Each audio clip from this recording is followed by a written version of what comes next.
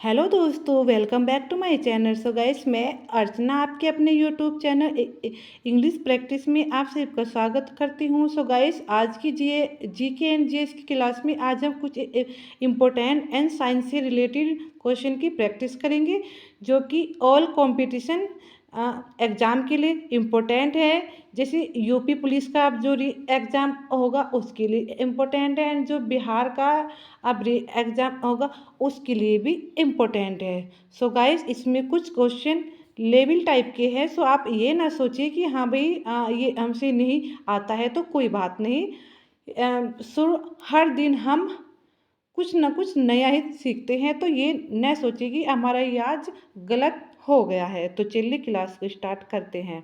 Question है, भारत के संविधान में निम्नलिखित में से किस भाषा को राष्ट्रीय भाषा का दर्जा दिया गया है? सो गाइस, आपके सामने ऑप्शन है हिंदी, संस्कृत, अंग्रेजी, या फिर उपरोक्त में से एक से अधिक, या फिर उपरोक्त में से कोई नहीं। सो गाइस, अगर हम बात करते हैं कि भारत के संविधान में किस राष्ट्रीय भाषा का उल्लेख है, सो गाइस किसी भी संविधान में किसी भी राष्ट्रीय भाषा का उल्लेख नहीं है।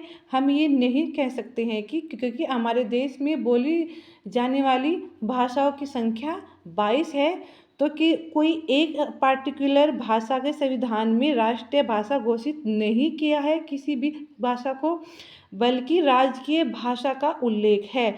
अगर आपसे क्वेश्चन पूछे कि राष्ट्रीय भाषा कौन सी है तो कोई नहीं, और अगर आपसे पूछे कि राष्ट्रीय भाषा कौन सी है तो आप क्या लगाएंगे? हिंदी। क्या लगाएंगे? हिंदी ऑप्शन लगाएंगे। लेकिन यहाँ पर क्वेश्चन क्या है कि राष्ट्रीय भाषा क्या है, तो इसका राइट आंसर ऑप्शन ई, उपरोक्त में से कोई नहीं। नेक्स्ट है, निम्नलिखित में से कौन मलेरिया पैदा करता है? सो गाइस, ऑप्शन में से आपको ये चूज करना है कि किसके कारण मलेरिया होता है। ऑप्शन है कीट, bacteria, protozoa and virus. So guys, option right option की बात करें तो ऑप्शन सी, प्रोटोजोआ। प्रोटोजोआ से क्या होता है? मलेरिया। या फिर क्वेश्चन करें कि मलेरिया किसके द्वारा फैलता है, तो प्रोटोजोआ के। ये भी सेम क्वेश्चन है, रिपीटेड आ गया है। नेक्स्ट है, उस ग्रंथि का नाम बताइए जिसके बृहस्रावी और अंत क्या है? बहिर्मिश बाहरी स्त्रावी और अंत स्त्रावी दोनों कार्य हैं।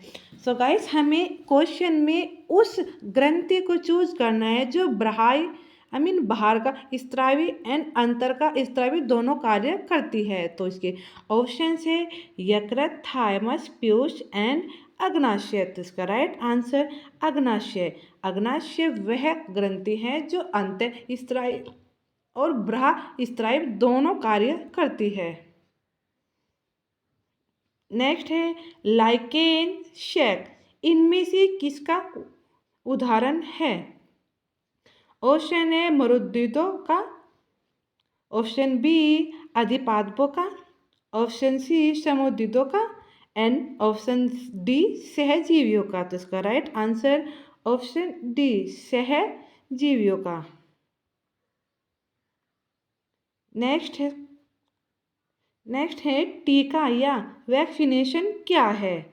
सो इसके ऑप्शन को पढ़ लेते हैं। सहज निष्क्रिय प्रतिरक्षा, ऑप्शन बी कृत्रिम निष्क्रिय उपार्जित प्रतिरक्षा, ऑप्शन सी कृत्रिम सक्रिय उपार्जित प्रतिरक्षा, एंड ऑप्शन डी प्राकृतिक उपार्जित प्रतिरक्षा।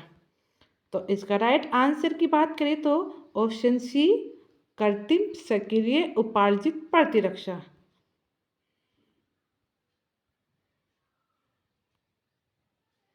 निम्न में से कौन सा एक प्ररूप अर्धचालक है? तो इसके ऑप्शंस है platinum, option B germanium, option C mica, and option D quarters. तो इसका राइट आंसर है option B germanium. Next, yes, मोबाइलों में प्रयुक्त की जाने वाली बैटरी है कौन सी होती है? तो इसके ऑप्शंस है प्राथमिक बैटरियाँ, ऑप्शन बी द्वितीयक बैटरियाँ, ऑप्शन सी इलेक्ट्रॉन बैटरी या फिर उपरोक्त में से कोई नहीं। तो इसका राइट आंसर ऑप्शन बी द्वितीयक बैटरियाँ। नेक्स्ट है डैश दूरस्थ लॉग इन में मदद करता है कौन? वो कौन है जो दूरस्थ लॉग इन में मदद करता है? Option A Telnet, option B Usenet, option C Milnet या फिर ऑप्शन डी अपारनेट। तो इसका right answer option A Telnet. Next है 14 कैरेट स्वर्ण की शुद्धता है, आई मीन 14 कैरेट सोने की शुद्धता कितनी होती है? तो इसका राइट आंसर की बात करें ऑप्शन ए 58.4%। नेक्स्ट पर आते हैं, निम्न में से कौन सा कार्बोक्सिलिक अम्ल नहीं है? तो इसके ऑप्शन ए फार्मिक अम्ल, ऑप्शन बी सिट्रिक अम्ल, ऑप्शन सी पिक्रिक अम्ल, ऑप्शन डी टॉर्ड्रिक अम्ल। तो इसका राइट आंसर है पिक्रिक अम्ल। पिक्रिक अम्ल वो है जिसमें कार्बोक्सिलिक अम्ल नहीं है। नेक्स्ट, उच्च तापमान पर जैविक अपशिष्ट को विघटित करने की प्रक्रिया को क्या कहते हैं? तो इसके ऑप्शन से ब्रोंज द्वार, ऑप्शन बी ऑक्सीकरण, ऑप्शन सी संशोधन, ऑप्शन डी भस्मीकरण। तो इसका राइट आंसर ऑप्शन डी भस्मीकरण। एक अभाज्य संख्या वह संख्या है जो विभाज्य है केवल एक से, केवल दो से, सी ऑप्शन स्वयं से या फिर डी ऑप्शन केवल वन और स्वयं से। तो इसका राइट आंसर ऑप्शन डी केवल वन और स्वयं से। निम्नलिखित में से कौन जाति व्यवस्था की उत्पत्ति से संबंधित है? जाति व्यवस्था की उत्पत्ति से।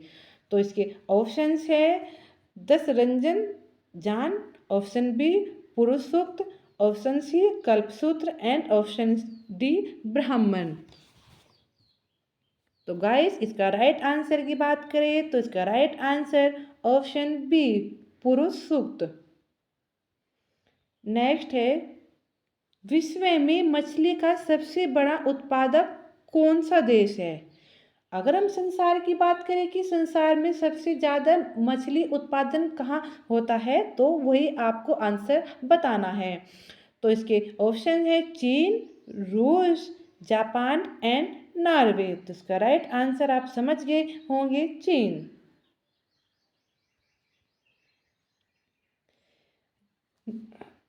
नेक्स्ट है निम्नलिखित में से कौन प्राचीन भारत में चिकित्सा से जुड़े नहीं है? तो ऑप्शन देख लेते हैं। Option A Dhanvantari, option B Bhaskaracharya, option C Charak and option D शत्रुता। तो इसका right answer option B Bhaskaracharya प्राचीन भारत से संबंधित नहीं है। चलिए नेक्स्ट, जैन धर्म में सही ज्ञान डैश के रूप में संदर्भित किया जाता है? तो भाई आपको ये बताना है कि जो जैन धर्म में सही ज्ञान का क्या अर्थ है।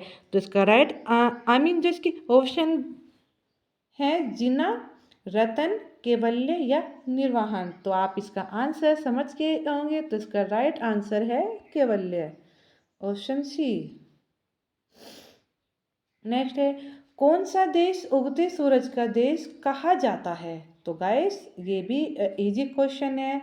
आई होप आप सभी इसका आंसर जानते होंगे। तो हम डायरेक्ट ही इसके आंसर की बात कर लेते हैं। तो इसका right answer option B Japan. और अगर हम बात करते हैं कि भारत का वह कौन सा राज्य है जो उगते सूरज का राज्य कहा जाता है तो वो आप मुझे कमेंट बॉक्स में लिख करके बताएंगे कि भारत में उगते सूरज वाला राज्य कहाँ पर सूरज सबसे पहले निकलता है और किस राज्य में सूरज सबसे बाद में डूबता है? तो आप ये मुझे कमेंट बॉक्स में लिख करके बताएंगे।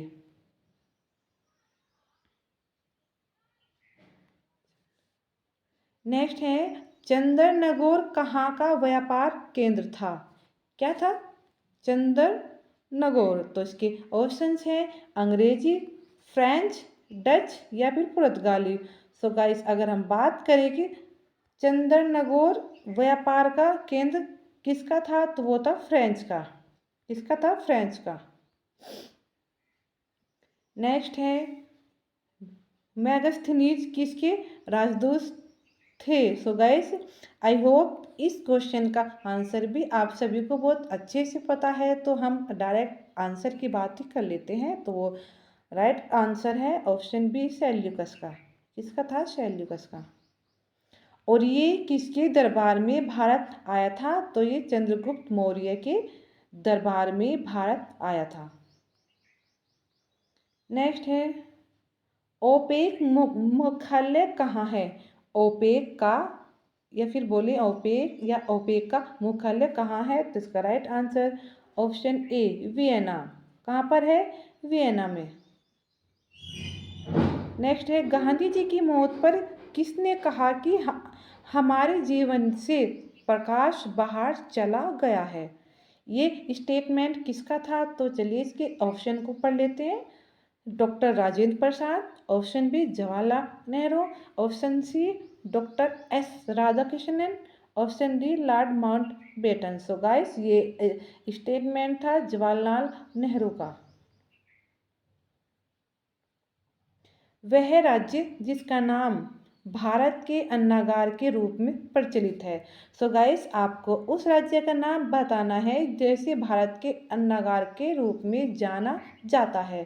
सो गाइस, इसके ऑप्शन है Kerala, option B UP, option C Haryana and option D Punjab. So guys, इसका राइट आंसर है option D, Punjab. So guys, अगर ये भारत के अन्नागार के रूप में पंजाब राज्य को जाना जाता है। नेक्स्ट है, संयुक्त राष्ट्र संघ के प्रथम सचिव जनरल कौन थे? यहाँ पर सचिव की बात की है, अध्यक्ष की नहीं। तो संयुक्त राष्ट्र संघ के प्रथम सचिव जनरल कौन थे? तो इसका, अगर इसके राइट आंसर की बात करें तो इसका राइट आंसर है ऑप्शन बी, ट्रिगविली। कौन थे? ट्रिगविली।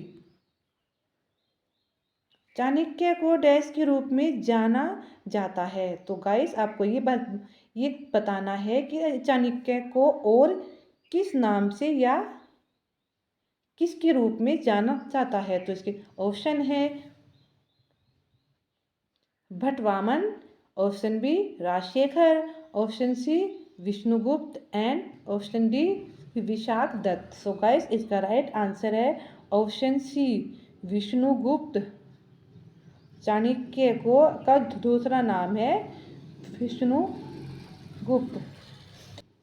सो गाइस, ये आज की हमारे जीके की कुछ मोस्ट इम्पोर्टेंट क्वेश्चन की प्रैक्टिस थी। सो गाइस, आज की ये क्लास आप सभी को कैसी लगी, प्लीज़ कमेंट करके ज़रूर बताएं।